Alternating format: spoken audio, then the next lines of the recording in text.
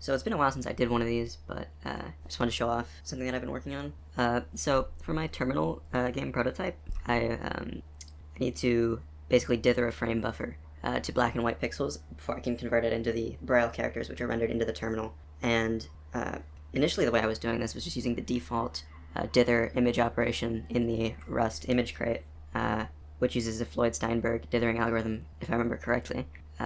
But this algorithm has some limitations that make it kind of unideal for a game or an interactive kind of thing with animation, due to the fact that the dithering is dependent on values of other pixels, so it's not stable. And you can see in this example, when I'm running it just with the default algorithm, you can see pixels shifting underneath the moving object, and they also shift a lot when the player's in motion, leading to kind of instability. There are some advantages to this algorithm as well, mainly being that it's more accurate to the color of the initial image, but the trade-off is just not worth it in my opinion. So what I've done is I created a small library specifically for bi-level ordered dithering using the Bayer method. So we just generate a Bayer matrix and then sample that for our ordered dithering. And if I run it now, you can see that the area underneath the moving object is stable because each pixel is dithered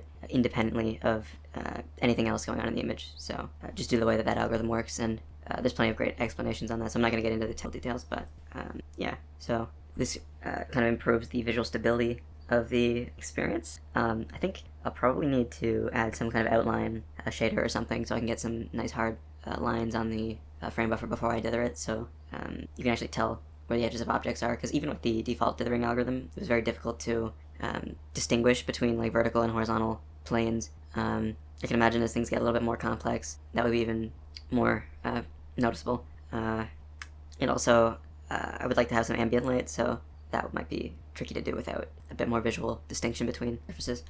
So I'll be looking into that next.